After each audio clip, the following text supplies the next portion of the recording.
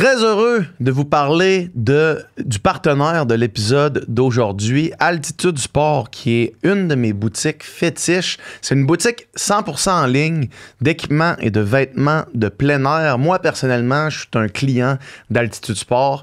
Ils ont au-dessus de 400 marques. Ils ont les plus grandes marques, en fait, en souliers de course. Là, ils ont Hoka, New Balance, The North Face, Brooks et encore d'autres.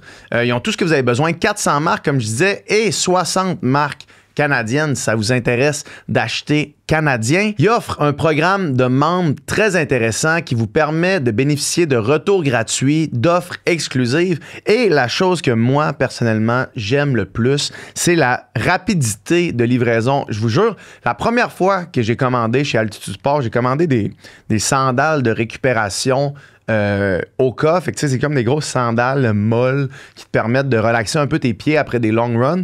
Ben, c'est arrivé, j'ai commandé à 19h, moi j'étais à Québec, j'ai commandé à 19h, le lendemain c'est arrivé avant midi. Ça n'avait pas de sens, j'en revenais pas que c'était déjà mes sandales, je les ai mis puis j'étais tellement content de les mettre. Si vous avez jamais fait ça, by the way, là, des sandales de récupération, c'est quand même un game changer. Et si vous êtes à Montréal, c'est même peut-être la même journée, fait que vous commandez le matin, ça arrive la journée même. C'est un des features les plus intéressants, mais évidemment, la diversité des marques, c'est ce qui différencie le plus Altitude Sport. Et j'ai un code pour vous, un code qui vous donne 20% de rabais sur votre première commande, c'est le code UPICA. Fait que je vous le dis, profitez-en, ça vaut la peine, 20%, c'est pas rien. Et allez voir tout de suite leur offre massive dans les liens qui sont dans la description du podcast. Bienvenue au podcast UPICA, le podcast pour les geeks de sport, où est-ce qu'on geek sur le sport avec d'autres geeks de sport.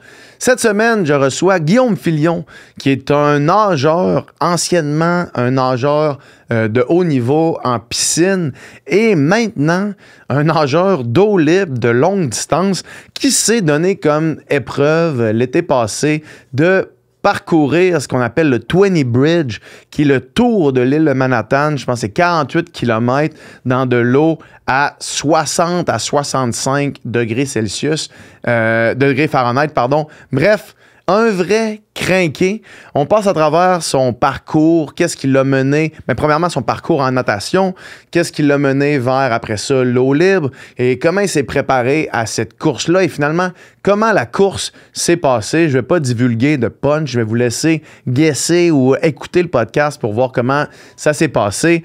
Une conversation fascinante avec un passionné de natation. On parle beaucoup du monde de la natation, on name drop pas mal de gens old school. J'essaie de vous garder un peu dans le loop pour vous remettre en contexte un peu de qui on parle.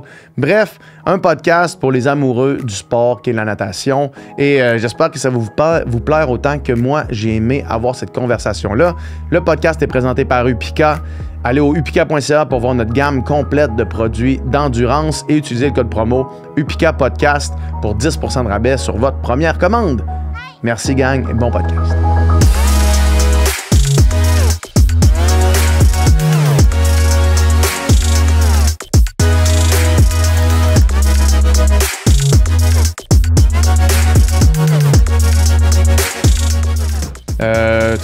On commence. C'est commencé juste comme ça. Merci, right. Man, d'être là. Ça fait plaisir. Merci de m'avoir, sérieusement. Yes. Je suis content que ça donne. Là. On a fait beaucoup de back and forth pour essayer d'arriver à cette date-là. Ouais, mais, ça arrive, c'est correct. Mais là, c'est super. Pascal Plante, mon ami Pascal, m'a écrit. De où tu le connais d'ailleurs? On nage au même club, nous autres, à Montréal. C'est ça. Ouais, on nage au même club de maître. OK. Puis il m'a comme écrit, il fait tu devrais checker, là, tu sais, check ce qu'il a fait, là. Puis il m'a envoyé des articles, puis tout. Puis j'avais déjà entendu parler du 20 Bridge. C'est comme ça qu'il l'appelle? Oui, c'est ça. J'avais déjà entendu parler de ça de loin, mais là, je m'y suis plongé plus profondément, sans mauvais jeu de mots.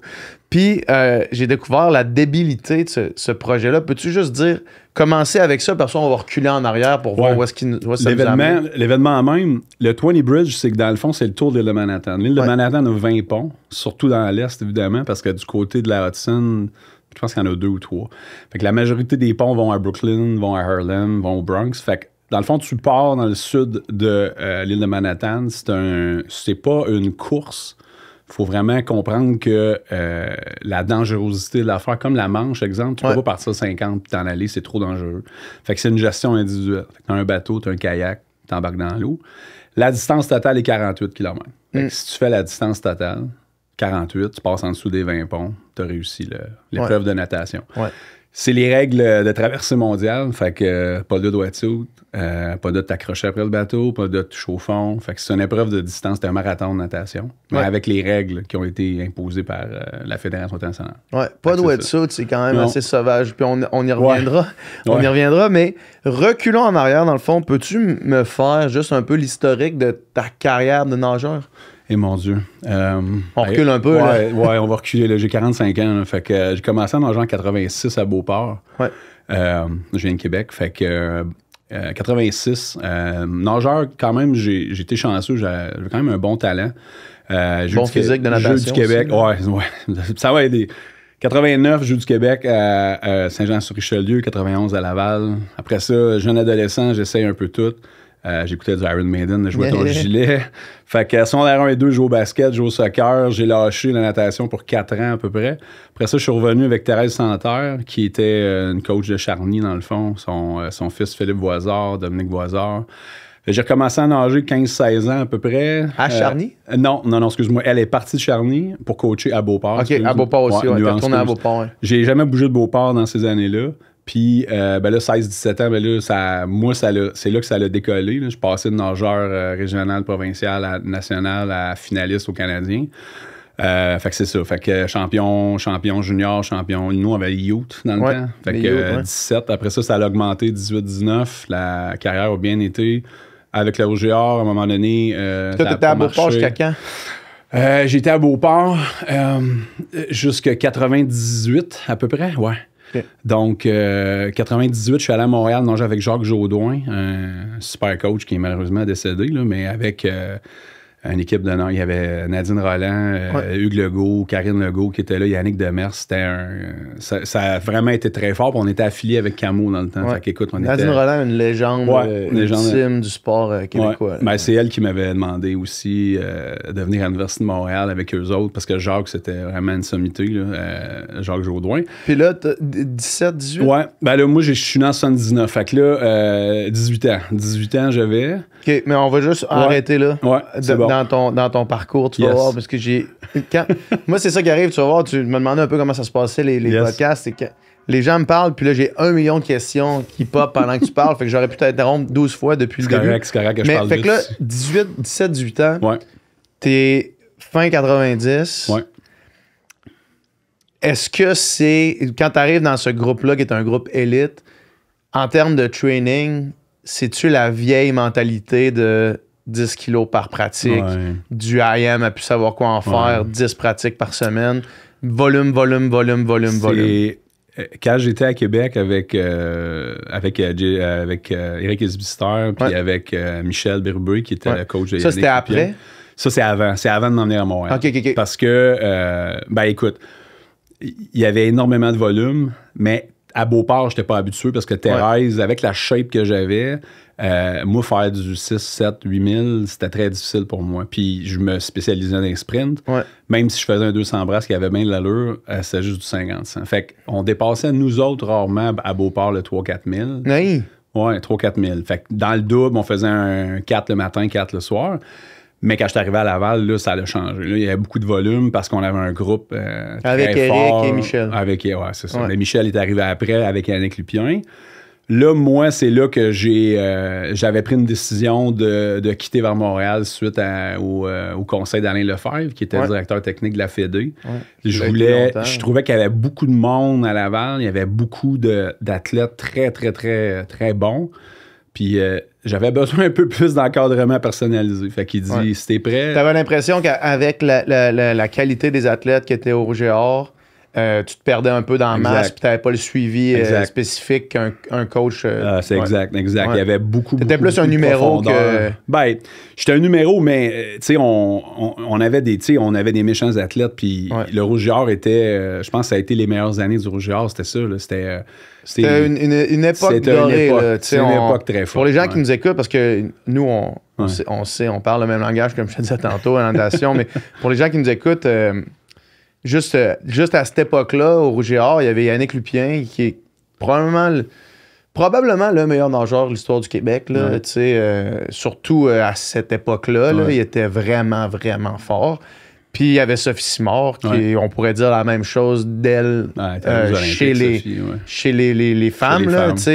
Du moins débattablement dans l'argument pour la meilleure nageuse québécoise de tous les temps. Fait qu'on peut comprendre que quand tu es un bon nageur, même un très bon nageur, quand t'es derrière ces deux-là, t'es un peu dans leur ombre. Ben, exactement. Puis il y avait tellement de profondeur dans les entraînements, il y avait tellement de monde dans les corridors aussi. Puis il y avait tellement de monde qui poussait, là, qui voulait prendre ta place, qui voulait. Fait que, tu sais, moi, j'étais un brasseur. Il n'y avait pas tant de brasseurs que ça. Fait que, coup de tête, appelle Alain Lefebvre, qui est le coach de Guylaine Cloutier dans le temps, qui était un coach de brasse. Fait que Alain dit, Guillaume, je pense que tu serais mieux d'aller à Montréal. Va nager avec Jacques Jourdouin à l'Université de Montréal. Pas un très gros groupe, mais tu vas avoir de la profondeur. Fait que je suis parti un peu comme un gars de 18 ans. J'ai pas trop dit au revoir. Ça a un peu été cavalier de ma part. Là. Michel, je pense qu'il l'a su à la dernière minute, puis je suis parti. Puis même Jeff, puis tout le monde me demandait. Mais je vais essayer quelque chose. Fait que m'en vais à Montréal dans Jacques Jourdouin. Mais c'est un club universitaire. Le club n'est pas civil dans le temps. Le club des Carabins n'est pas civil. Fait que c'était un tour de passe-passe avec Manon Simard. Je suis rentré, j'avais 18. Je voulais aller à l'université. Fait que j'avais un désir d'aller à l'Université de Montréal. Fait que pour ça, ils m'ont pris, mais j'étais le seul. C'était tous des universitaires, sauf moi qui étais comme une espèce de outsider un peu. Puis là, ben, premier camp d'entraînement, moi j'ai quitté juste avant Noël. J'étais arrivé là avec mes valises, puis ça, ça allait à un camp d'entraînement en Floride. Puis là, j'ai vu c'était quoi. T'as compris. Là, j'ai compris c'était quoi se faire fouetter. Là, parce que là, j'étais pas. Puis premièrement, Jacques, il m'a dit. Il dit, pour apprendre à nager de la brasse, il va falloir que tu apprennes à nager du crawl. Pendant 4-5 mois, j'ai pas fait 1 mètre de brasse. Juste du crawl. Mais ça a été mes temps les plus rapides aux 50, aux 100, aux 200. Crawl? Crawl. Mais là, c'était tout le temps... Lui, il avait tout le temps C'était beaucoup du race pace. T'étais tout le temps dans une vitesse de course. Fait que souvent, il y avait des gars... Souvent, il me faisait sortir de l'eau. OK, les boys, ils allaient faire un 100 libre. Celui qui le fait le plus lent, il en fait un autre. Mais là, t'avais Hugues Legault, qui a fait les Olympiques. Là, t'avais Yannick Demers. Là, t'avais plein de monde, puis j'en oublie, là, parce que... Mais c'était tous des gars qui roulaient proche du 50 au 100 libre. Là, fait que vous faisiez des trainings vraiment spécifiques, race pace. Mais il n'y avait pas de volume, comme tu disais, mais il y avait tellement d'intensité que je n'étais pas habitué à faire de l'intensité de même. Ça m'a complètement déstabilisé, mais ça a été les meilleurs temps que j'ai fait à vie, par exemple. Au crawl. Au crawl, right. Mais là, cette année-là, malheureusement, Jacques, comment il est, là, il y a des gens qui vont peut-être le reconnaître. Là. Jacques, c'est un gars d'excès, puis il s'est fait mettre dehors des Carabins au mois de mai de l'année. Fait que moi, tout seul à Montréal, je me retrouve comme je sais plus quoi faire. Genre, je veux pas retourner à Québec. Puis Nadine, puis il y a du monde qui me dit pourquoi tu n'appliques pas dans un college américain? Fait que, pas comme aujourd'hui que l'Internet, fallait que tu remplisses un espèce de gros booklet, puis là, tu écris tes temps. Puis là, t'envoies ça à NCAA, puis la NCAA, il te rappelle. Fait que là, j'ai eu des offres de college fin 97, puis j'ai choisi d'aller à Iowa State. Bon choix, bon choix. Ouais, ben il y avait un excellent nageur de brasse, mais hey, c'est loin. Là, mais t'es en Iowa, là. T'es en Iowa. Fait que là, tu sais, j'avais un offre à Arizona State. Il y avait Craig Hutchison. Tu te souviens-tu de Craig Hutchison qui était là? Craig Hutchison, c'est un gars de Pointe-Claire qui a fait les Olympiques au 100 libre aussi. Puis Craig, c'était un peu il essayait de me convaincre d'y aller, tu sais. Mais c'était pas un full scholarship. Puis, tu sais, les scholarships à 30 000 US, il faut que tes parents sortent un 7-8 000. Mon père n'avait pas tant d'argent que ça. Fait que si je voulais aller aux States, mon père, il m'a dit, il faut que ça soit un full ride. Il faut que ça soit un 100% parce qu'il dit, je suis pas capable de courir. Parce qu'Arizona, moi, je connais une couple de personnes qui sont allées là puis ils ont trippé en estime. Ah, ben là, maintenant, tu sais ça, c'est parce que là, Bowman est passé par là. Mais dans le temps, c'était Ernie Miglishko qui était là, qui a écrit un espèce de bible de natation américaine. Mais ça a toujours été un gros programme. C'est toujours tu sais, c'est énorme. Là. Puis c'est vraiment... aussi dehors à l'année longue. Ah, c'est à Phoenix. C'est super beau, c'est sec, c'est pas humide. En rétrospective, écoute, peut-être j'aurais dû dire oui. Puis souvent, les rides sont renégocié ou revu aux années parce que plus que tu performes, ils peuvent te dire ton 60% va devenir un 80%. J'étais jeune, j'étais con un peu. En rétrospective. En rétrospective, mais regarde, c'est pas grave. J'ai été quelques mois en Iowa, puis ça m'a pas plu bien. Fait que je suis revenu, expérimenter ma vie de travailler dans un bar à Québec. Puis, recommencer à nager avec Nick Perron à Beauport en 2000. Puis là, ça a été ma grosse année de natation, ça a été 2000-2001, mais malheureusement, c'était l'année post-olympique. Fait que, écoute, j'ai fait les meilleurs temps de ma vie, mais écoute, la vie a fait que j'ai pas fait des équipes. Puis, mais tu sais, j'ai pas de regrets sur ma carrière. C'est juste que j'ai 2000-2001, j'ai en camp d'entraînement en Arizona avec Pierre Lafontaine. Pierre Lafontaine, il a coaché Phoenix à un moment donné. Il y avait Cleet Keller, il y avait des machines là-bas. Puis après une semaine, on est allé au Grand Canyon, puis moi, je me suis tiré en bas d'une falaise, puis j'ai pogné le fond. Fait que je me suis détruit 2 ligaments dans le genou. Fait que je te disais que ma carrière, à partir de là, elle a comme pris un tournant. Surtout de la brasse, parce que le croisé postérieur, le ménisque a été déchiré. Fait que, tu sais, la jambe, ça a été vraiment... mon kick à la brasse n'a jamais été aussi fort qu'il était à partir de l'accident. Puis j'ai manqué les essais de championnat du monde si c'était là parce que je me suis blessé. Puis là, après ça, j'ai fini ma technique policière. Fait que j'ai arrêté de nager, je te dirais, en 2002. Ça l'a arrêté. J'ai commencé ma carrière, je suis venu à Montréal. J'ai nagé pour le plaisir avec McGill aussi, 2004, 2005, 2006, mais avec Thomas Kindler. Thomas, c'est un de mes chums. Fait qu'on nageait avec McGill, avec François Lorrain, puis c'était vraiment cool, par exemple, on était affiliés avec Camo. Fait que ça a été bien. Puis, là, c'était-tu juste plaisance? Oui, c'était plaisance, mais tu sais, j'étais encore en shape quand même. Là, je veux dire, j'ai fait des temps qui étaient quand même bons pour un gars de 24-25 ans. Puis après ça l'a arrêté. 2009, 2010, 2011, j'ai nagé maître nageur avec PPO dans le temps que ça existait avec Michel Tremblay. Tu dois connaître Michel. Oui, tout à fait. Bon ami Michel. Puis après ça, là, c'est ça. 2018-2019, j'ai eu 2 enfants. Ma femme a eu 2 ans. 2010-2015, fait que là, c'est sûr que pas vraiment nager. 2018-2019, j'ai repris avec Club de maître tranquillement, j'avais 30 ans, me remettre en forme. Non, 40. Puis là, avec tu sais, c'est ça, avec Pascal, Club à contre-courant depuis 2019-2020. Puis là, transition vers l'eau libre, ça, c'est un mystère parce que, tu me vois à shape, là, je suis pas un gars de lac pendant tout. J'ai jamais été un gars de distance non plus. Mais COVID faisant, on savait plus quoi faire. Quand tu as commencé avec les maîtres nageurs, avec les maîtres nageurs, les maîtres à contre-courant, ça ressemblait à quoi avant que tu commences à te dire, à avoir des idées de grandes traversées ou d'eau libre, là, ça ressemblait à quoi ton horaire d'entraînement? Combien de fois tu t'entraînais? Combien de mètres par entraînement? Ce qui est un peu bizarre, c'est qu'avec la job que j'ai, tu sais, je suis policier, fait que les chiffres, c'est difficile de me commettre à dire je vais tout le temps les lundis, mercredis soir. Ça, c'était vraiment difficile. Fait que j'ai appris à nager tout seul parce que j'allais dans les bains libres le matin, je travaillais de nuit, exemple, j'allais à midi. Fait que j'ai pas nager beaucoup avec un club parce que justement à cause de mon travail. Fait que j'essayais le plus possible de me pointer aux pratiques pour en avoir au moins une dans le corps par semaine. Mais la majorité du temps, je le savais qu'est-ce que j'allais faire, puis je le rentrais dans mon horaire par rapport à, tu sais, là j'ai 1 heure, là j'ai 1 heure et demie, là j'ai 2 heures. Fait que, mais je nage beaucoup dans les bains libres. J'ai nagé beaucoup dans les bains libres, malheureusement, ce qui est pas efficace. Ce qui est difficile en crise sur le moral. Moi, c'est dans ça que je suis en ce moment. Puis, mettons, quand je vais m'entraîner avec l'été à Québec, puis ça, c'est, j'allais dire, le secret le mieux gardé, mais tout le monde est au courant.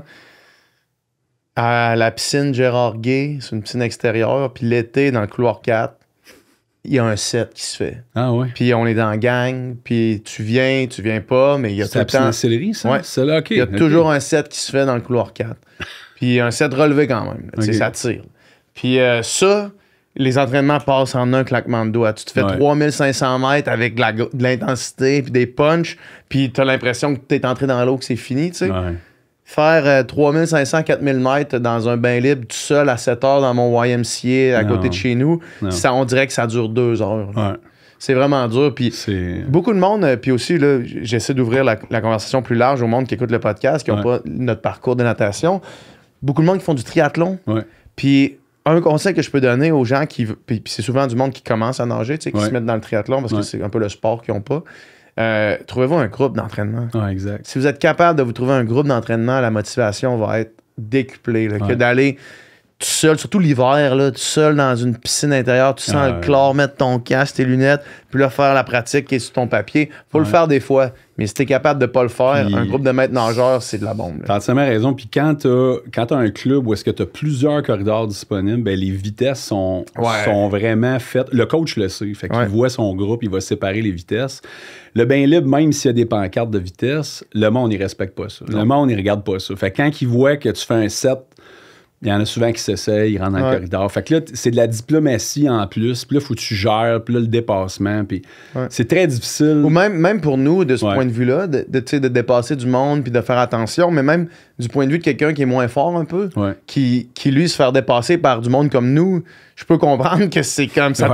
Tu sais, nous, parce qu'on le sait, puis ça fait longtemps qu'on nage, puis on sait qu'on est capable de sentir s'il y a quelqu'un qui s'en vient, on est capable de savoir, OK, le reste dans le couloir, il va te dépasser au flip, mais quand tu le sais pas, puis là, il y a quelqu'un qui arrive sur un pace d'une 10 à côté de toi, puis il te surprend, ça peut être vraiment rushant. Là, non, ça peut être stressant aussi.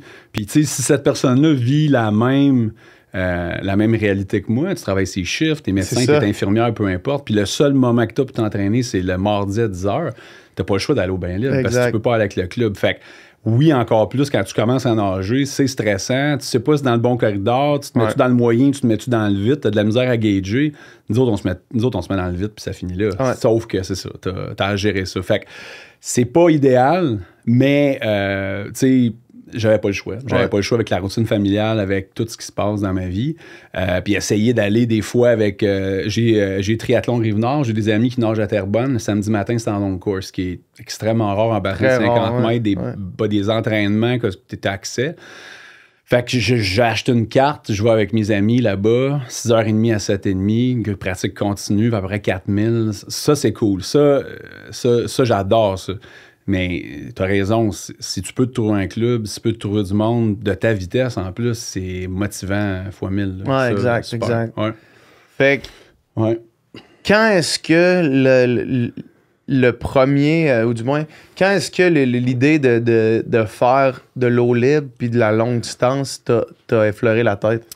Bien, comme je te disais, c'est vraiment la pandémie qui a été déclencheur. Tu sais, en vieillissant aussi, on s'en parlait tantôt, là, c'est décourageant des fois de voir comment on ralentit. Fait que vu que j'étais un sprinter, à chaque fois que je faisais un 50, t'es toujours de plus en plus lent. Moi, je me suis dit, on va faire des 400 comme ça, je ralentirais pas tant que ça. Au moins, tu vas t'améliorer peut-être. Moi, fait que là, je faisais des 400 libres d'un compé, des 400 yann, des 1500. Mais je me disais, c'est pas si peu, tu sais, je veux dire, c'est moins. Tu faisais quand même des compétitions de mètres. Ouais. Okay. Des compétitions de mètres. Puis là, ben, quand la COVID a frappé, ben là, écoute, ils ont tout fermé les piscines. Puis là, tout le monde essayait du mieux qu'il pouvait de faire quelque chose. Il y a Marc Vaillancourt qui avait fait une espèce de bench chez eux, là, les trainers, les swim bench. Il y avait du monde qui, tu sais, l'hiver, oublie ça, là, on pouvait pas. Catherine Savard qui s'entraînait pour les Olympiques de Tokyo avait eu une entente avec le Strom Spa à Québec sur le bord du fleuve pour aller faire des longueurs dans le Strom Spa. C'est légendaire. Il y avait des vidéos d'elle qui faisait du fly. C'est genre, elle s'entraîne pour les Olympiques là, dans un spa. Ouais. Non, écoute, moi, je l'ai pas vécu à ce niveau-là, là, mais c'était la motivation. Fait que, tu sais, moi, j'ai des vidéos dans ma piscine hors terre, là, me suis patenté une espèce de ceinture avec un élastique que j'ai pogné chez Rona. Mais après 15-20 minutes, à un moment donné, faire du surplace, là, tu le sais, là, c'est efficace zéro. Ouais. Fait que là, après ça, quand c'est revenu tranquillement, il y a beaucoup de courses d'eau libre qui ont commencé à sortir, ce qui n'était pas le cas avant, parce qu'avant, fallait soit tu fasses partie de l'équipe nationale, ou il n'y avait juste pas de course. Il y avait Magog, puis il y avait le Lac-Saint-Jean. That's it, là, c'était pas mal juste ça. Ouais, puis comme... Il y a des places limitées. Là, mais c'est ça. C'est ça. Ben, quand tu vas dans les événements de même, tu peux pas lever la main ou appliquer. Il faut que tu sois sélectionné. Faut que tu déposes un CV. Tu n'as pas le choix. Là. Ça, c'est comme le 20 Bridge. Là, tu peux pas appliquer de même puis appeler. Fait que, écoute, j'ai commencé à faire un 5. Écoute, je me souviens plus si c'est 2020 ou 2021. Après ça, un 10, mais pas en compétition, là, juste en lac. Moi, j'étais à Terrebonne, fait que je vais à Rivière-l'Assomption, moi, je vais à Joliette, super belle rivière. Tu sais, up and down, à partir de la chute de Joliette, j'ai 11 kilos. Je peux aller à 11 kilos jusqu'à temps sans problème. Je suis tout le temps là. Je suis tout le temps dans mon Strava, je fais juste ça, là, parce que... Puis le fleuve aussi, là, mais on en parlera tantôt. Mais j'ai commencé un 5, un 10. Là, il y a la traversée du lac Tremblant qui a ouvert à 12 kilos. Ouais, 12,5. Ouais, fait que là, celui-là, je l'ai fait 2 fois. Ça a super bien été. Puis après ça, c'est juste que... Écoute, 12,5... fait que là, j'ai fait un entraînement, j'ai fait un 15. Là, après ça, au Vermont, en 2023, j'ai fait un 25. Traversée, c'était supposé d'être la traversée du côté sud du Memphremagog. Puis, tu sais, c'est Kingdom Swim. Il y a plusieurs courses durant la semaine qui vont jusqu'à cette grosse course-là. Puis, malheureusement, l'année que je l'ai faite, il y a trop eu de pluie, puis le lac était trop élevé. Fait qu'au lieu de le faire dans le lac Memphremagog, ils nous ont fait faire trois traversées du lac Willoughby au Vermont. Fait que c'était 8 kilos 3 fois. Ouais. Puis j'ai fini 2e. Fait que là, je me suis dit, bon, là après 25 kilos, là, il n'y a plus grand course. Puis c'est sûr qu'il y aurait peut-être le lac Saint-Jean que je pourrais appliquer. Puis ce 25-là, mettons, était-tu genre... tu disais-tu, je suis confortable, j'ai de la place? Écoute, je te dirais que le dernier... le problème de l'eau libre, c'est que s'il fait super beau, ça va être extrêmement différent comme expérience que s'il vente puis s'il pleut. Ouais. Fait que ça a commencé soleil, pas de vent. Fait que les 2 premiers 8, le premier 16, là, je suis sorti de l'eau pour taper, là, puis je te le dis, j'en aurais fait un 2e 16. 3e, malheureusement, le vent s'est levé, le soleil a fermé, puis écoute, là, la pluie a embarqué, puis je te dirais que le dernier 4, là, j'avais de la difficulté. Mais je l'ai fini. Je l'ai pas fini ses coudes. Mais oui, je me suis dit que je suis capable de faire plus que ça. Je veux dire, je savais que j'en avais dans la tête, puis surtout que j'ai pas fini dernier, fini 2e sur, je sais pas, une quinzaine de personnes qui avaient fait la traversée. Fait que là, après ça, c'est là que j'ai commencé à regarder la Manche, Catalina, parce que je voyais d'autres nageurs québécois, Justine Bousseau, puis il y a d'autres mondes, puis quand tu t'abonnes juste aux pages de traversée, ben, tu le vois, le English Channel, ceux qui font la Manche, le North Channel entre l'Irlande puis l'Écosse, fait que là, tu commences à voir ça. Mais là, ça commence à être de la grosse ligue. Là. Ça commence à être extraordinaire, puis là, c'est beaucoup de planification. Des fois, tu regardes les gens qui font ça, ils n'ont pas nécessairement d'emploi, ils n'ont pas de famille, fait que, tu sais, ils peuvent se consacrer parce que là, ça commence à être... Fait que, tu sais, j'ai juste évalué, dans le fond, qu'est-ce qui était le plus faisable pour moi avec le travail, la famille, tout. Puis Manhattan, 20 Bridge, je trouvais que c'était le moins pire. Je trouvais que c'était ce qui était le plus faisable, distance, dans mon horaire, planification, coût aussi, hein, faire 20 Bridge, c'est 6 000 US. Ouais. Fait que aussi, tu sais, c'est sûr qu'il faut que tu mettes ça en considération. Fait que c'est là que j'ai décidé de le faire. Après Vermont, j'ai payé. Mais non, j'ai pas payé, excuse-moi, j'ai appliqué. Puis c'est un peu comme Boston, un peu. Le marathon, c'est un pic parce qu'il y a beaucoup de monde qui applique, pas beaucoup de monde sont pris. Fait que j'ai été choisi début janvier l'année 2024. Puis dans ton formulaire d'application, c'est là peut-être mon erreur, on en parlera tantôt à cause de... Là, je vais te parler de l'hypothermie. Mais c'est quand tu appliques, tu mets 3 dates parce qu'ils savent pas nécessairement la date que tu vas être choisi. Fait que moi, j'étais en vacances au Portugal au mois d'août. Fait que j'ai mis juillet, septembre, mais malheureusement, j'ai mis octobre. Je pense que j'aurais pas dû mettre octobre. Ouais. Fait que là, ils ont dû voir mon formulaire, puis il a dit, lui, il est assez auto pour mettre octobre, on va le choisir en octobre. Ouais. Fait que j'ai été choisi en octobre, mais j'ai été choisi l'avant-dernière date, qui ont fermé la traversée, qui était le 19 octobre. Ils fermaient la traversée le 20. Fait que au début, j'étais content, parce que je me disais, Colin, j'ai tout l'été pour faire du volume. Tu sais, on commence pas à faire du volume au mois d'avril, les lacs sont pas calés, mais l'année passée, ça calait vite. Là. Fait que avant la fête de la Reine, là, j'étais déjà dans les rivières. Le début mai, là, j'étais déjà en train de faire des 5 puis des 10. Là. Fait que ça allait bien. Là. Mais c'est ça. Mais c'est ça, OK. Mais le challenge de ces affaires-là, puis le lac Saint-Jean, c'est aussi un bon exemple de ça. Là. La traversée du lac Saint-Jean, je veux dire. C'est les intempéries puis la température. Exact. C'est les intempéries puis la température. Parce que si tu es capable de faire... Là, je vais faire une grosse exagération peut-être, mais peut-être même pas. Si tu es capable de faire 15 km en piscine, tu es capable d'en faire 30. Tu sais, si tu es capable de faire une distance X si tu manges bien puis tu t'alimentes. D'après moi, t'es capable en piscine, t'es capable d'en faire en continu. Vraiment longtemps, tu sais. C'est sûr qu'à un moment donné, ça va devenir crissement tannant puis plate, là. Mais je pense que dans une mer d'huile, soleil, tu peux nager vraiment longtemps. En général, quand tu as un bon background puis tu t'entraînes comme du monde. Mais les intempéries, c'est ça qui rend l'eau libre aussi extrême. Parce que, mettons, le lac Saint-Jean, là, l'année du record à 6h22, mer d'huile, gros soleil, pas une goutte de vent. Le record, c'est 6h22.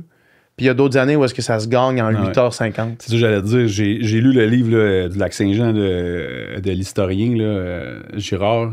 Puis les records, c'est ça. Il y a une grosse différence entre le premier, le plus rapide, puis tous les temps que Stoichev a fait. Mais même les temps que Stoichev a fait, qui a gagné, comme tu dis, une année, il a pu faire 45 minutes de plus lent que l'année d'avant, mais... Tu sais, t'arrives au milieu, là, c'est une des mer... fois plus que 45 minutes, là, plus, des fois, 1 heure, 2 heures. Le même gars, là. Oui, le même gars, la même shape, le même entraînement. Fait que, tu sais, c'est là que tu brailles ta mère. C'est là que le monde, ils comprennent pas, puis c'est difficile de voir que l'eau libre, comme tu dis, dans une mer d'huile, ça va être bien facile. Mais quand tu rentres les intempéries, quand tu rentres tous les facteurs que tu contrôles pas... Aïe, aïe, là, c'est là que tu dis pourquoi j'ai choisi ce sport. Mais fait que là, toi, tu t'enlignes pour une affaire d'octobre. En octobre, sans wetsuit. Sans wetsuit, le sans wetsuit est quand même un asti de wrench dans la patente, là.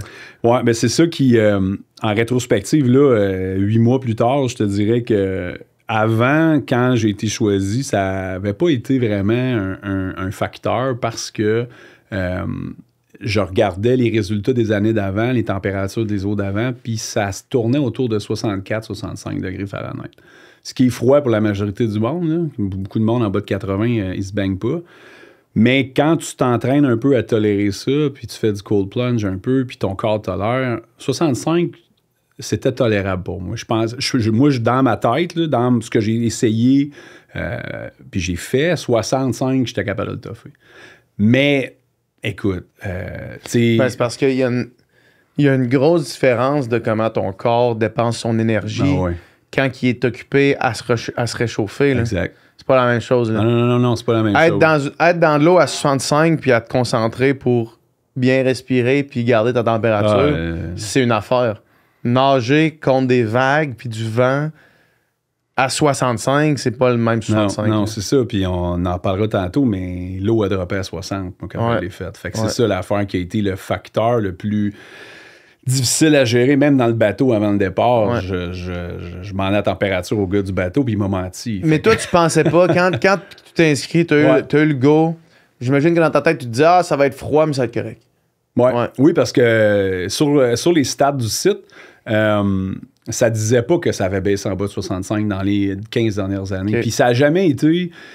Tu sais, même ceux qui le faisaient en juin, c'était pas un facteur parce qu'il rouvre le window, il s'ouvre mi-juin, il ferme mi-octobre, là, en tout cas, je ne veux pas trop m'avancer, là. Fait que moi, j'ai pas pu appliquer juin, ben je me suis dit, oublie ça, là, j'aurais jamais assez de volume pour faire 48, c'est impossible. Mais juillet, j'ai dit, garde, je vais prendre une chance, je vais appliquer juillet. Puis finalement, j'ai eu octobre. Fait que... Mais fait que là, t'es début de l'été, tu t'apprends que tu le fais en octobre. C'est quoi ta préparation pour, premièrement, la distance, puis après ça, on y reviendra, mais la température? Écoute, la distance, dès le début, moi, j'ai toujours regardé un peu, j'ai toujours suivi un peu les gars de distance, là, mais Andy Donaldson, il a fait le record du Tour de Manhattan cette année, là, il a fait 5h28, là. 28, 5h38, écoute, ça n'a aucun sens, là, 48 kilos. Si tu fais le calcul aussi, si tu fais le calcul, tu vas savoir que tu as le courant dans le dos. Là. Tu peux pas faire du 6,4 km/h, c'est impossible. Mais le gars, solide. Andy Donaldson, mais je regardais tout le temps. Fait que je le savais qu'à partir de début mai, moi, je le savais que j'avais 5 mois complets. Peut-être moins les vacances. Fait qu'il fallait que par semaine, début mai, je me disais minimum 20 pour les 2 premiers mois. Fait que mon mois de mai, mon mois de juin, dans mes semaines, il fallait que j'aille 20 kilos en arrière de la cravate par semaine. Au moins. Ce qui est pas tant que ça. Ce qui est pas tant que ça. Mais... Tu sais, quand tu nageais, t'en faisais plus que ça. Oh non, mais c'est sûr. Mais c'est parce que là, tu sais, faut mettre en perspective le 44 ans. Mais non, mais 2 enfants.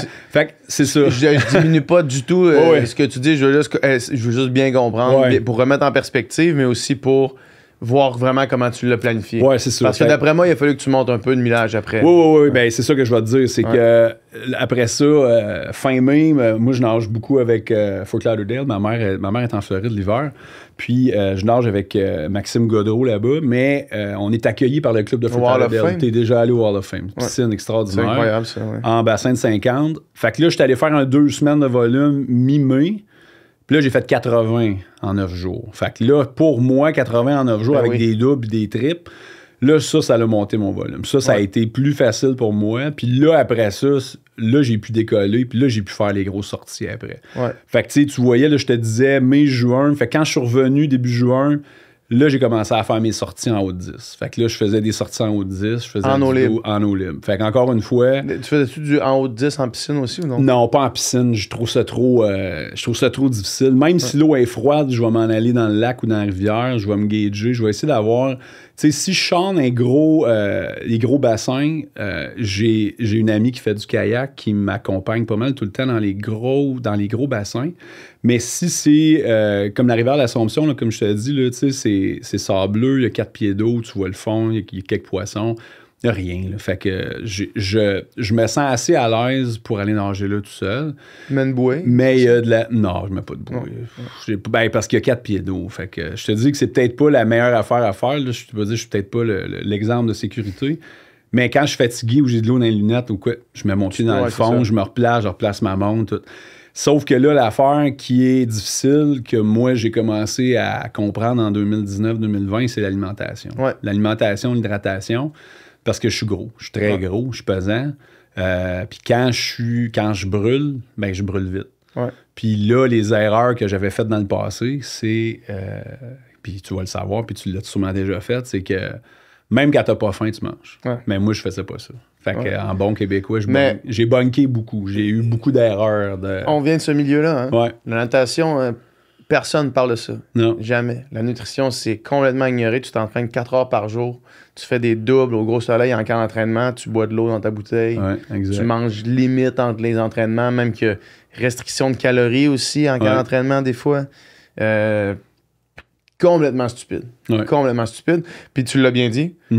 Si ton corps a faim, oublie ça, lutter contre la chaleur, lutter pour la chaleur, oublie ça. Il est trop tard. Il est trop tard. Ouais, il est trop tard. Fait que quand tu pars, mettons, faire un 10-15 dans ta prep, qu'est-ce que tu fais? Ben là, c'est ça, c'est d'essai-erreur. Tu sais, j'étais un gars ça te prend du liquide et de la nutrition. Optimalement, les deux dans du pick-up, par exemple. Mais comme je t'ai dit tantôt, si je vais dans comme j'ai nagé beaucoup dans le fleuve l'été passé, il y a beaucoup de monde qui m'ont parlé comment je fais pour nager dans le fleuve. Il n'y a pas grand monde qui nage dans le fleuve. Moi, j'étais à Repentigny. Fait que le courant, évidemment, pousse vers Québec. Fait que, tu sais, j'ai fait Repentigny-Lavaltrie, j'ai fait Pointe-aux-Trembles-Lavaltrie, j'ai fait, tu sais, tout ce qui est de l'est de Montréal, dans le chenal. Là. Fait que c'était courant dans le dos, la vague, mais pas... tu sors, tu reviens en char. Tu sors, c'est ça. Fait qu'on est 2. Mon kayakiste Sébastien positionne son char au départ, amène le kayak, débarque. On repart avec mon auto, je vais porter ça à l'arrivée.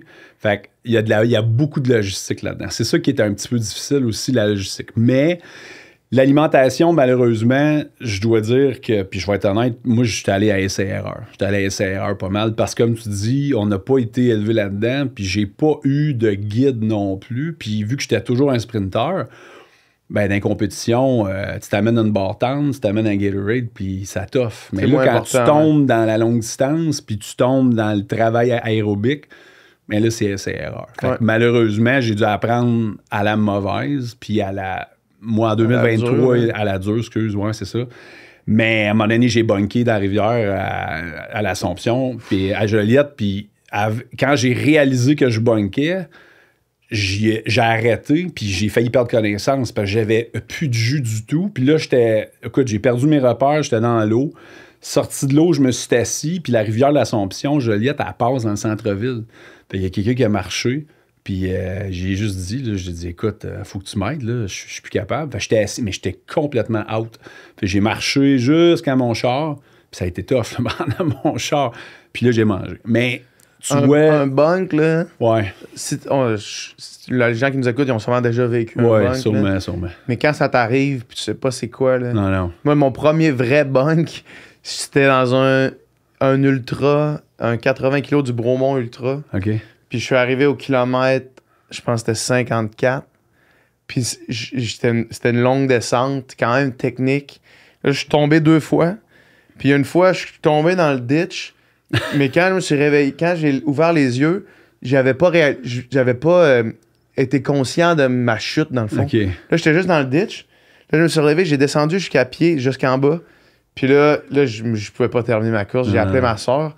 Puis là, ma soeur, elle en reparle encore. Elle rit encore de ça aujourd'hui parce que c'était elle, mon crew. Ouais. Elle m'attendait à l'autre ravito. Au ravito, ouais. Puis là, j'ai dit, viens me chercher. Puis là, elle dit, t'es où?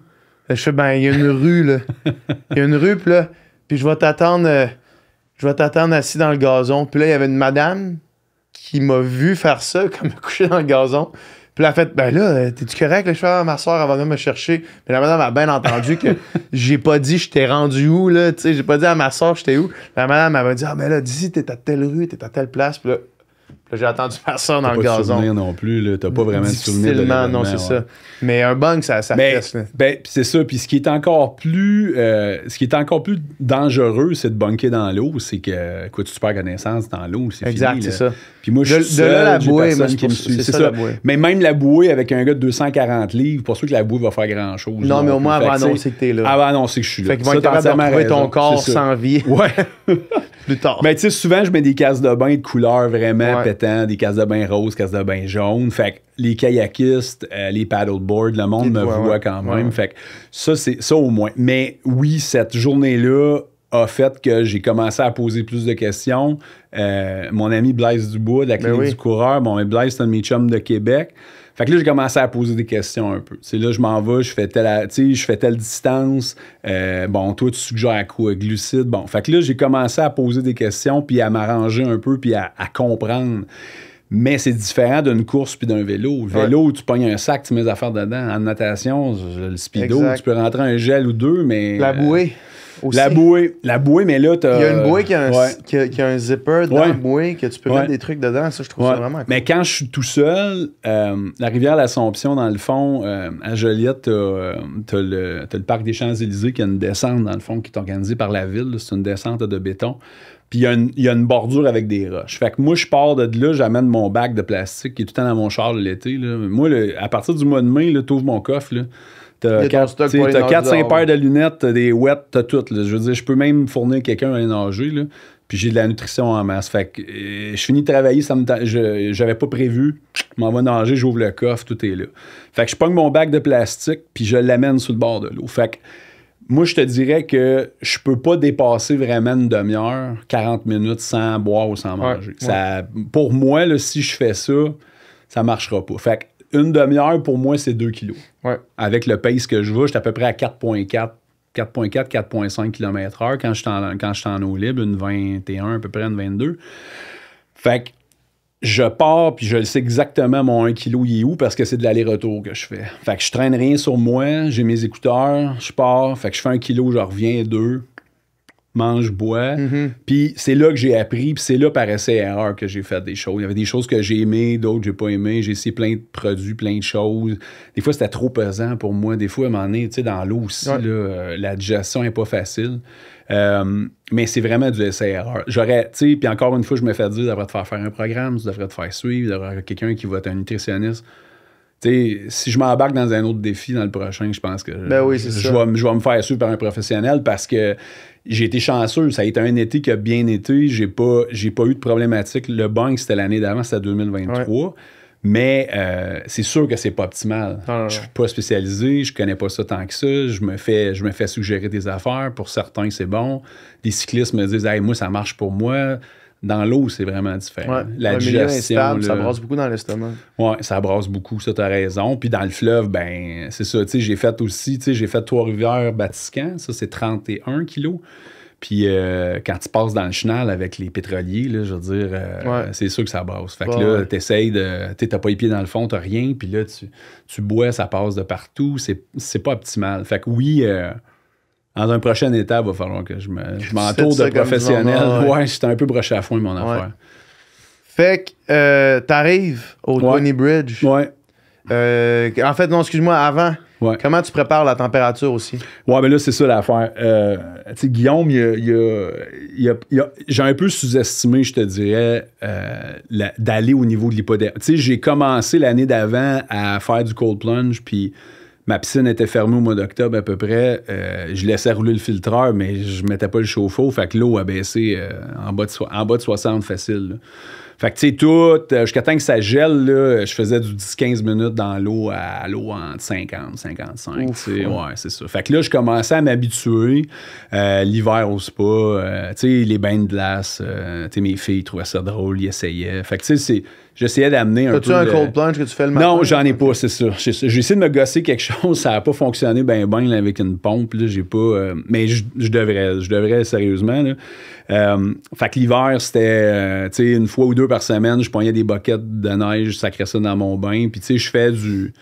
Tu sais, je suis capable de faire du 7-8 minutes facile dans de l'eau qui s'approche 40. Fait que tu sais, je trouvais que j'étais quand même assez adapté. Mon corps s'adaptait à ça. Puis, c'est ça, en début 2024 aussi, j'ai continué avec la piscine, puis tout. Puis là, quand la saison un peu allait avancer, on est rendu mi-septembre, le monde avait fini de nager pas mal. Moi, je continuais. Là. J'allais au Lacron, pas de wet, puis à un moment donné, là, ça commençait à chuter. Là, c'était plus proche de 60. Là, ça a été rough. Là, c'est là que ça l'a rentré dans le mind parce que à chaque fois que j'allais dans l'eau, c'est inévitable, j'allais sortir de l'eau puis j'étais en hypodermie, c'est sûr et certain. Fait que là, je demandais à ma femme, je disais, hey, écoute, mon ex-femme, excuse, il va falloir que tu viennes à peu près à telle heure parce que, tu sais, je vais faire comme tant de kilos. Fait que j'aimerais ça que tu sois pas loin avec les enfants comme s'il arrive quelque chose. Puis je faisais pas des distances énormes, je restais proche du quai. Lacron, la majorité des triathlètes qui nous écoutent savent c'est quoi, là, c'est à Sainte-Adèle. Là, le tour du Lacron, il y a 4 bouées, c'est 1 kilo. Fait que je faisais des allers-retours entre une bouée, fait que ça faisait des 500. Fait que tout le monde me voyait. Fait que, tu sais, je le savais, parce que là, ça approchait de 60. Puis là, je faisais j'ai fait un 2h30 à un moment donné, j'ai fait un 10 kilos, l'eau était à 65, mais ça a bien été. Puis là, je me disais, pas pire. Mais une fois, il y a eu vraiment un front froid un week-end, je m'en rappelle encore, là, il était fin septembre, là. Puis là, l'eau était à 60. Là, j'ai fait même pas 1 heure, puis là, je suis sorti de l'eau, puis j'ai dit, si l'eau était à 60, je pense pas que je vais être capable. Pas, Je le savais, puis je l'avais dit même. Tu fais ces entraînements-là sans wet? Non, sans wet, parce que, écoute, ça sert à rien. Sans ça sert à rien. Puis même les shorts là, qu'on a, là, les buoyancy shorts qui sont faits en polyuréthane légère, mais théoriquement, ça fait un wet, parce qu'au 20 Bridge, il y a quelqu'un qui check ton maillot là, avant de partir. Tu as un observateur de l'organisation qui check. Fait que je le savais que je pouvais pas mettre... Fait que ça me servait à quoi de m'entraîner avec ça? L'été, je l'ai quasiment pas mis, mon buoyancy short. J'étais tout le temps en speedo ou en jammer, mais j'avais rien pour justement te préparer à ça. Puis c'est là que dans ma tête, j'ai réalisé que ce défi-là, finalement, c'était pas juste un défi, c'était 2 défis. C'était la distance puis la température. Fait que là, je voyais les dates arriver. Extrêmement difficile de s'entraîner début octobre. Là, c'était le 19. Là. Moi, j'étais prêt. J'étais prêt. Là. Le volume était fait. Là. Mais c'est ça. Là, c'est le mental qui rentrait. Là, le mental commençait à avoir un peu la chienne. Il se disait, ouf, ça va être froid, là. Ça va être fret, là. Fait que la journée de l'événement, comment ça se passe? Écoute, la journée de l'événement, premièrement, je dois dire que moi, je m'attendais. Il y a des petites choses à New York que j'ai trouvé un peu bizarres aussi qui ont été. Qui m'ont surpris un peu de l'organisation, c'est que dans des courses de même, il y a tout le temps une rencontre de sécurité 24-48 heures avant. Tu sais, quand même, là, tu nages dans Hudson, tu nages dans East River. Je me dis, il y a des conseils de sécurité, il y a quelque chose. Puis, donc là, nous, on est arrivés, on avait pris un hôtel au New Jersey qui était pas loin du tunnel où est-ce qu'il y avait le départ. Puis, écoute, on communique avec les organisateurs, on dit non, il n'y a pas de rencontre de sécurité. Vous avez vu le Zoom, tu sais, il y avait un Zoom qui est enregistré avec des questions. Je dis, oui, on l'a écouté, on était là, on a tout vu. Ben, c'est ça la rencontre de sécurité. Fait que là, moi, j'ai une kayakiste qui n'est pas une kayakiste de l'organisation, qui est ma kayakiste, qui est mon amie, qui est venue, mais qui est une kayakiste d'expérience. Elle a réussi à aimer ça comme se faire feeder avant, se faire dire, hey, écoute, tu sais, il va falloir faire ça, il va falloir passer. Parce que 48 kilos, c'est quand même long. Là. C'est long. Là. C'est long, puis, tu sais, je vais te l'expliquer après, il y avait énormément d'obstacles, énormément de décisions à prendre de sa part. Ouais. Tu sais, comparativement à quand on traverse un lac ou peu importe. Tu sais, le lac Tremblant, t'as pas... Écoute, là, tu suis à bouée. Là, t'as pas de bouée. Là, c'est vraiment... Là, c'est homemade un peu. Fait que ça, je vais te dire, ça a augmenté le stress un petit peu de ne pas avoir de rencontre de sécurité, puis de dire, ben le matin de l'événement, présente-toi à 6h15 à Manhattan, à telle place, tel, puis on part. Fait que préparation, le matin de l'événement, tout était prêt, mes affaires étaient prêtes. Comme je te dis, j'avais un bac de plastique, toute mon alimentation. C'était sur le kayak, ça? Non, ça, c'est sur le bateau. Parce que le kayak peut quand même avoir un peu de stock, mais pas trop. Puis là, tu avais un ravito pour quasiment 7-8 heures. Fait que tout n'était pas sur le kayak. Je pense que le premier 2 heures, 2 heures et demie de stock était sur le kayak. Tu sais, les gels, mon liquide était là. J'avais une paire de lunettes d'extra, j'avais du zinc au cas où. Tu sais, tout était... Mais c'était un petit sac. C'est un sac de freezer de Ziploc que Karina avait. Puis le reste du ravito était sur le bateau. Fait que j'avais un ami qui nage avec moi en Floride qui était là pour m'aider. Il y avait un observateur justement de l'événement qui était là pour regarder que tu respectes les règles, comme je disais, tu t'accroches pas après le bateau, tu touches pas au fond, bon.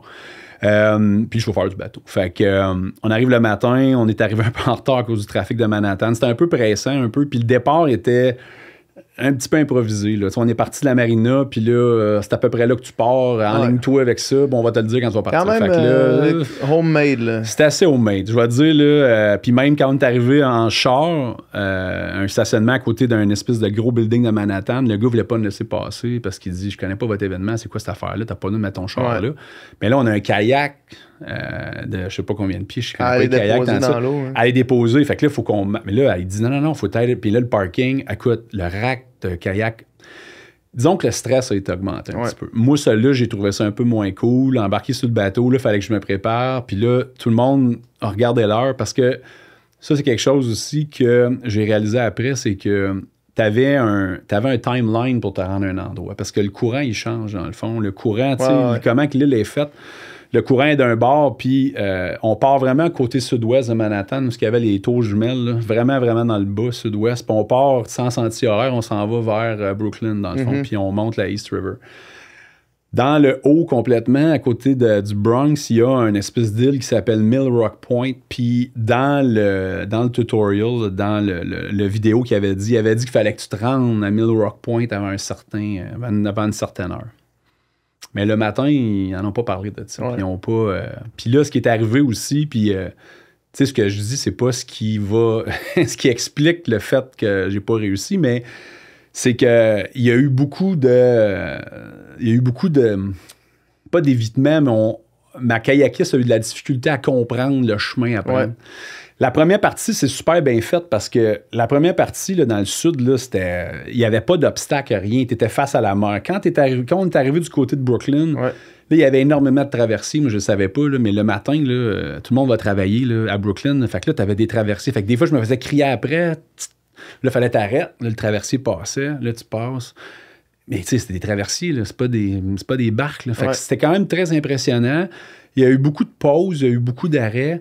Puis rendu, dans le fond, quand on s'est dirigé vers le Bronx puis Harlem, à un moment donné, il y avait beaucoup de petites îles. Puis ma kayakiste, elle ne savait pas où aller. Fait on a pris beaucoup de chemins qu'il ne fallait pas. On s'est rallongé, Puis là, à un moment donné, le stress là, tu n'arriveras pas à Mill Rock Point. Là, ils ont commencé à crier ça à kayakiste. Puis la kayakiste a commencé à me crier ça, moi aussi. Fait que là, j'ai fait « Oh shit, OK, attends un peu, là. » Moi, dans ma tête, c'était même pas un issue que je me rendais pas là. C'était certain que c'était facile, j'allais me rendre là. Fait que là, j'ai commencé à accélérer. Ça, c'est un peu l'erreur que j'ai faite parce que là, j'ai dit... Parce que, tu sais, j'étais sur une vitesse de croisière. Là, je me savais que j'avais 48 à faire. Fait que j'ai pas mis vraiment d'effort, pas mis de kick. Là, j'ai mis du kick. Là, j'ai dit... Parce que le gars, il me répétait.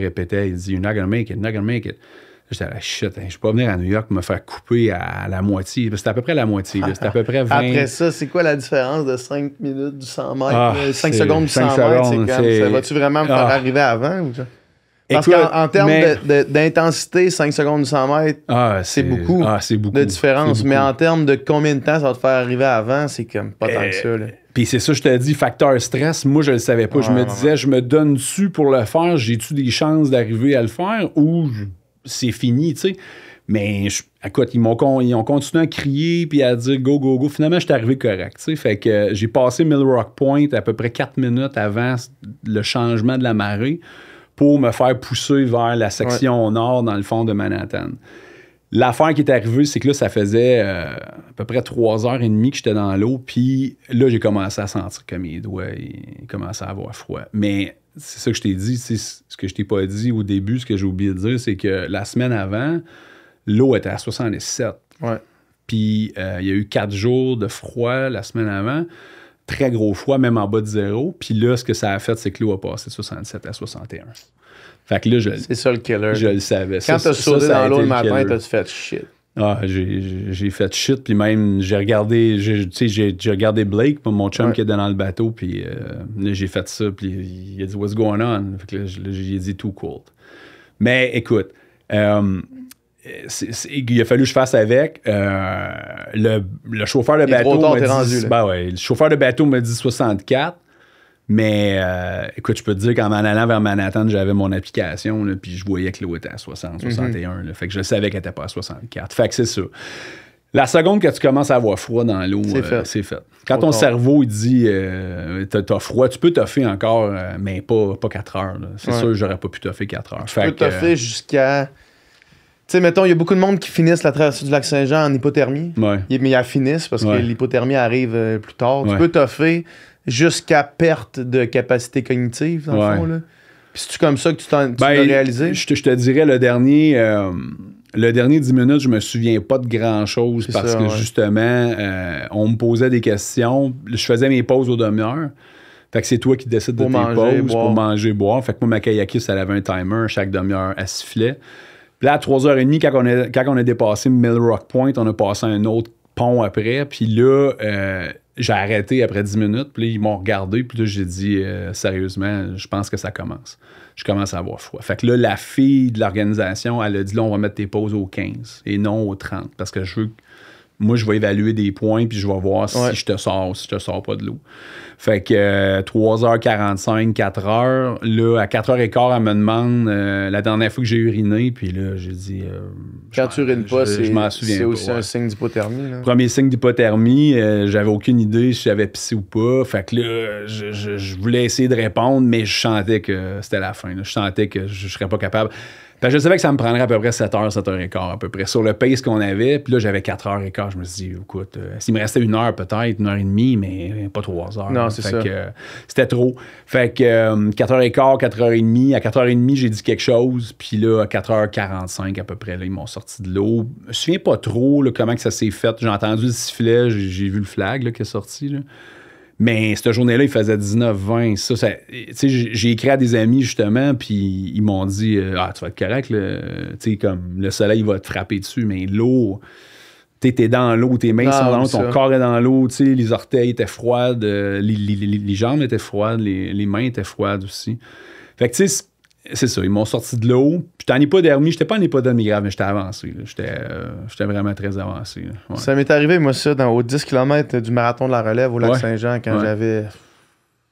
Je sais pas quel âge je devais avoir 15 ans. De complètement cassé, après 7 kilos, finir les 3 derniers comme je pouvais.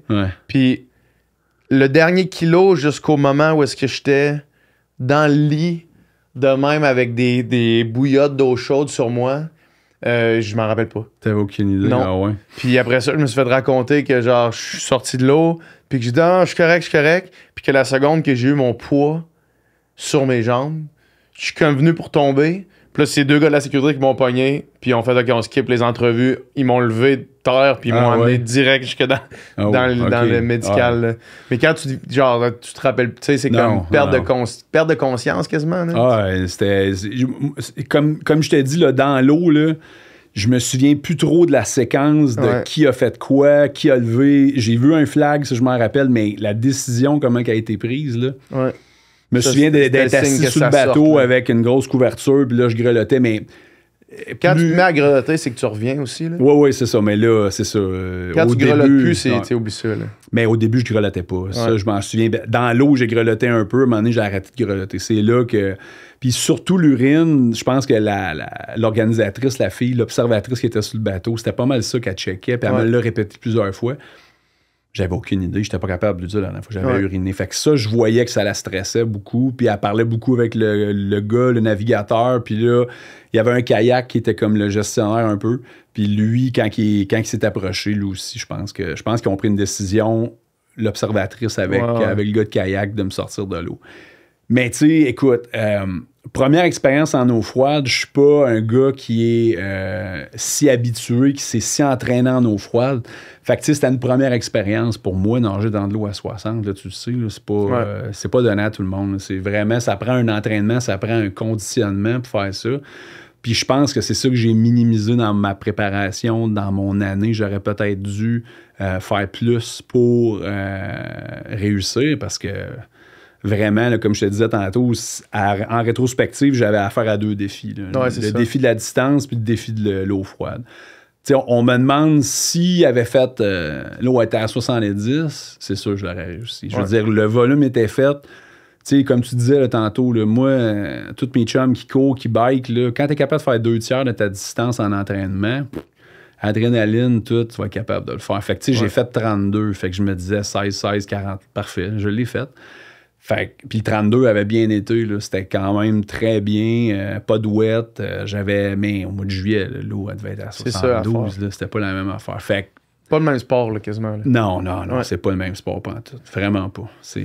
Fait que, là, ça se passe, tu DNF cette course-là. Yes. Est-ce que ça te donne envie de refaire celle-là, de faire d'autres challenges? C'est quoi, mettons, ta perspective pour la suite de ta carrière? C'est ta seconde carrière? Seconde carrière. Là, l'affaire aussi, c'est que tout est dans la natation aussi, là, tu le sais, là, les blessures, mais pas les blessures accidents, les blessures d'usure. Moi, j'étais suivi. Moi, j'avais très mal à l'épaule gauche depuis des années. Puis, ma doc, Véronique Godbout, pour pas la nommer, elle a nagé au Carabin avec moi il y a longtemps. Puis, Véro, on faisait des IRM à peu près aux 2 ans. Puis, j'avais beaucoup de douleurs, mais surtout en tension, en prise d'appui. Moi, je respire juste à droite en plus, là, tu le sais. Là. Moi, j'ai de la misère à respirer des 2 bords. Je suis pas capable. Mais, tu sais, plein de monde... ce qui est une bonne façon d'avoir des blessures d'usure. Et voilà. Parce que j'avais pas mal à l'épaule droite. J'ai pas mal à l'épaule. Moi, toute ma carrière, j'ai toujours respiré des 2 côtés. Puis j'ai jamais eu aucune, même pas blessure, mais même pas tension due à l'usure. Même en course? Non. Même en course? Non, mais je veux dire, si tu tombes dans une race, tu fais un 200, un 400, tu respires des 2 bords aussi? Tout le temps. OK. Tout le temps. Ça m'est tout le temps. OK. Parce que moi, en pratique, des fois, je faisais du respiration au 3 ou au 5, mais dès que je tombe dans une course avec un peu de stress... Mais je respire au 2, mais tout le temps du même bord. Non, mais je respire au 2 en regardant du même côté de la piscine tout le temps. Fait que back and forth selon ma course. Fait que toi, t'es vraiment capable de faire des 2 côtés. Ça, c'est quelque chose que j'ai pas été capable. Fait que là... Avec les années de volume, 2019, tu sais là, je t'ai oublié de le dire, mais j'ai fait le Massa Whippy aussi, qui était un 15, mais toujours à droite, là, toujours à droite. Fait que là, la douleur a commencé à accentuer. Même à New York, j'étais sur une Naproxen toute la course. En sortant de la course, j'avais mal, vraiment, vraiment mal. Puis là, on avait au mois de juin décidé l'année passée, déjà avec Véro, qu'après la course, fallait qu'elle me répare ça. Fait que, écoute, j'étais allé à m'opérer le 4 décembre dernier. Puis en ouvrant, elle dit, des fois, je trouve des affaires. Fait que là, j'ai été très chanceux parce qu'il y avait juste le labrum qui était déchiré. Mais tu sais, des fois, il y a le tendon du biceps, il y a l'insertion, il y a l'acromion, il y avait rien d'autre. Juste le labrum. Mais quand même, tu sais, 4 mois de convalescence, je viens d'avoir mon 100% le 1er avril. Fait que, tu sais, ça a été un hiver très calme, très mollo, beaucoup de physio. Là, tu vois, j'étais en Floride il y a un mois. J'ai réussi à faire des 1500, des 1800, mais beaucoup de restrictions au niveau du mouvement. Encore un petit peu de douleur. Fait que cette année, c'est une année de... Ça va être plus mollo, là. Ça va être plus mollo. Mais je le sais pas. Moi, je pense pas vouloir refaire Manhattan. Je vais t'expliquer pourquoi... Écoute, l'eau était vraiment dégueulasse. Là. Je vais te le dire. Là, c'était impressionnant. Là. Même Karina qui fait du kayak partout à travers le Québec puis le Canada, elle n'a jamais vu de l'eau aussi dégueulasse que ça. Beaucoup de déchets. Beaucoup de... Tu sais, tu n'as déjà pris une gorgée d'eau partout. Là. Ça goûtait à quelque chose que j'avais jamais goûté. Là. Fait que, tu sais, des fois, tu pognes une gorgée, une fois ou deux. Puis là, tu sais, l'eau rentre dans le nez, l'eau rentre dans la bouche. Puis là, tu sors de... Écoute, j'ai sorti de l'eau, j'ai mouché des affaires, j'ai touché des affaires que j'ai aucune idée c'est quoi. Là. Quand t'es dans l'eau, là, puis la qualité de l'eau est pas top, premièrement. Puis, tu sais, l'OSBL qui s'occupe de faire ça, l'espèce de groupe, dans le fond, eux autres, ils veulent comme conscientiser les gens de New York à la qualité de l'eau, mais écoute, ils sont 10 millions aussi, là. Fait que, il doit y en avoir une couple qui se servent de cette rivière-là comme une poubelle. Ouais. Fait que, tu sais, je me dis, j'ai-tu besoin de refaire ça pour... Il y en a d'autres des belles dans le monde. Il y en a d'autres des belles dans le monde. C'est exactement ça que je me dis. Fait que, tu sais, je l'ai essayé, j'ai fait l'entraînement en fonction de, ça n'a pas fonctionné. Je blâme pas personne, puis je suis bien content parce que j'avais fait une levée de fonds pour Filles Actives. J'ai donné des sous à Filles Actives. Ça a vraiment été une belle... tu sais, mon réseau a aidé, ça a vraiment été cool, puis c'était vraiment valorisant. Mais, tu sais, je te cache pas que j'ai un défi en tête que j'aimerais faire. Qui a déjà été fait. Puis dans le livre, justement, La traversée du lac Saint-Jean, il parle de ces défis-là. Puis Jean-François Bergeron, tu te souviens-tu de lui? C'est un ancien nageur aussi. Non. C'est un gars qui vient d'Alma. Jean-François, il est décédé malheureusement, mais il y a Heidi, Heidi Levasseur aussi que tu dois connaître. Ouais. Ben, Trois-Rivières, Québec, en nage. Il y en a 2 qui l'ont fait. Il y en a 2 qui l'ont fait. Il y en a sûrement d'autres qui pensent de le faire. Pas cette année, c'est sûr. Mais tu sais, ce que j'aime de ce défi-là, c'est que je vais contrôler pas mal des éléments. Ça ne sera pas quelqu'un d'autre qui va, ou une organisation. Quoi. Fait, je peux partir quand je veux, je peux mettre mes shorts si je veux, je peux arrêter si je veux, mettre les pieds dans le fond si je veux. Si je veux aller aux toilettes, je peux aller aux toilettes. Bonne chance pour mettre les pieds dans le fond. Mais non, mais je veux dire, au pire, tu tasses, tu sais, je veux dire. Puis, tu sais, Trois-Rivières, Québec, c'est un chenal. T'as pas à... Tu sais, comme, il y en a qui me demandent, hey, pourquoi pas Montréal, Trois-Rivières? Puis là, les navigateurs me disent, les îles de Sorel, lac Saint-Pierre, c'est un peu tricky, c'est... Sauf que, tu sais, tout le monde me dit Trois-Rivières, Québec, c'est en ligne droite, là. Je veux dire, le courant dans le dos. C'est sûr, le courant dans le dos. Ça y va, personne ne va faire ça, le courant en face. C'est ça. Fait que, tu sais, comme je te disais, j'ai nagé beaucoup dans le fleuve l'année passée, l'autre année d'avant. T'as-tu le temps de te rendre en un courant? Oui, ben parce là, que quand les marées montent et descendent à amener, le courant repart l'autre bord, même si le courant continue à... Mais là, c'est ça. Tu vas faire du surplace un peu. C'est ça l'affaire. Là, il va falloir que je m'entoure de monde qui sont bons là-dedans. Mais quand Jeff Bergeron l'avait fait, il nageait avec nous autres à Québec, avec Nick Perron à Beauport. Puis, eux autres, ils partent à minuit. Ils partent à minuit en dessous du pont La Violette, puis ils descendent. Puis ils sont arrivés en soirée, là, genre 8 heures. Parce que, tu sais, si tu calcules, là, vu que le courant est dans le dos, c'est à peu près du 6 km/h, ce qui est humainement impossible en piscine, à peu près. Là. Fait que, tu sais, 6 km/h fois, ça fait 124 kg, 20 heures. Fait que, tu sais, tu pars à minuit, tu arrives à 8 heures le soir, tu arrives à 20 heures. C'est sûr que c'est du volume, là. C'est sûr que c'est beaucoup, beaucoup de nage. Mais je trouve que c'est plus encourageant parce que les facteurs, je les contrôle pas mal plus qu'une course ou une traversée. Puis, tu sais, en vieillissant... Tant qu'aller dans une organisation broche à foin, t'es mieux de faire ta propre organisation. Ben, c'est ça. C'est pas si broche à foin. Moi, j'ai trouvé ça broche à foin. Il y en a d'autres qui adorent cette course-là. Je pense que c'est une question de perception, comment ça a été. Tout le monde ne le vit pas de la même façon. La manche, ça implique beaucoup, beaucoup, beaucoup de choses. Tu sais, t'as beaucoup de déplacements, t'as beaucoup de coups, t'as beaucoup d'incertitude parce que c'est le capitaine du bateau qui décide quand tu pars. Fait que t'arrives là-bas un dimanche soir, il peut bien te dire désolé, demain on part pas. Puis là, toi, tu sais pas trop, tu t'alimentes comment. Le lendemain, il y a trop de vent, tu pars pas. Moi, je trouve que pour moi, c'est trop stressant pour ça. Puis la manche, c'est rendu aussi très populaire. Là. C'est sit and wait. Là. Tu vas prendre un numéro, tu vas appliquer. La mer du Nord, il n'y a presque personne qui l'essaye. L'eau est à ça, 60-61, entre l'Écosse et l'Irlande. En tout cas, tu as les 7 traversées. Là, celle-là à Hawaii, le Molokai Strait, Catalina Channel aussi à Los Angeles. T'as au Japon, le Tsugaru Strait, puis t'as les Cook Islands, entre la Nouvelle-Zélande du Nord du Sud. Ça, c'est les 7 grosses, là, les Seven Oceans. Là, les gens qui réussissent les 7, vraiment, ils ont un... Fait que là, je suis plus dans le minding de me dire, j'ai-tu besoin de ça pour me valoriser d'avoir cette Seven Ocean-là? C'est une question que moi, je vais répondre.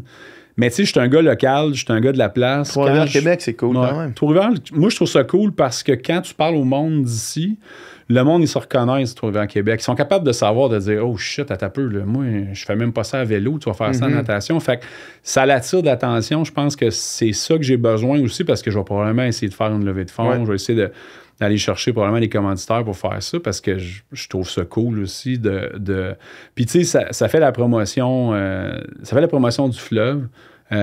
Parce que malheureusement, le fleuve a pas une bonne réputation. Tu sais, puis je sais pas à quel point que la qualité de l'eau est élevée, mais moi, à Repentigny... C'est pas super. Moi, je nage à l'Oasis de Québec l'été. C'est dans le bassin Louise. Ça, c'est le bassin Louise, ouais. Puis la qualité de l'eau est mieux là que dans plusieurs lacs où est-ce que le monde se baigne sans poser de questions. Là, exact. Fait que non. Exact. Mais t'es pas dans le chenal, tu sais, t'es pas dans le bassin Louise. Non, mais en plus... C'est de l'eau du fleuve qui vient, ça, oui. C'est de l'eau du fleuve, mais je veux dire, en plus, c'est stagnant. Oui. Fait que je préférais bien plus être dans le fleuve qui coule que d'être dans de l'eau stagnante. Tu sais, tout le monde qui explique tout ce qui est la concentration de coliformes fécaux, plus que t'as de volume, plus que t'as de profondeur, moins que la concentration est élevée. Fait que là, tu nages dans le fleuve. Là. Fait que là, ça roule. Coule, ça coule. Il y a beaucoup de courant, il y a beaucoup de puissance. C'est sûr que les coliformes fécaux, il doit en avoir, là, ça, c'est sûr. Là, mais écoute, tu sais, j'ai jamais pogné de gastro. J'ai pas pogné de... Tu sais, j'ai pas été malade. J'ai pas... tu sais, il y a rien qui m'est arrivé à date. Puis le fleuve, là, tu sais, même qu'à Repens, au Parc Saint-Laurent, je vais m'entraîner souvent le soir tout seul parce qu'il y a tellement de courant. Il y a une bouée. J'arrive au bout du quai, puis là, je mets mes affaires sur le bout du quai, puis je fais du surplace parce que le courant est tellement fort. Fait que si j'ai pas le temps d'aller m'entraîner ou peu importe, je vais faire un 30 minutes tout seul sur place, puis écoute, je suis en face, puis je suis à un pace, là, comme à peu près ça que je te disais, un 4,5 kg, mais j'avance pas parce que le courant est fort. Ouais. Mais je veux dire, je sors de l'eau, puis papa, maman qui se promènent, parc de chiens, ils me regardent comme si j'étais un extraterrestre. Sortir du fleuve à Repentigny. Là. Ouais. Mais c'est ça, je pense que le but, c'est plus d'attirer de l'attention sur l'événement, puis d'avoir de la connaissance, pas de la connaissance, mais que les gens vont peut-être être curieux à découvrir mon événement si jamais ça arrive. Mm-hmm. Mais je pense que c'est ça, mais il va falloir que je me remette de mon épaule à 100% avant, là, ça c'est sûr. Ouais. Très cool, man. On va te recevoir encore quand tu vas avoir fait Trois-Rivières, Québec. Sinon, bon rétablissement. Puis merci beaucoup pour venir nous parler de ça. C'était super cool. Super gentil, merci. Yes. Ciao.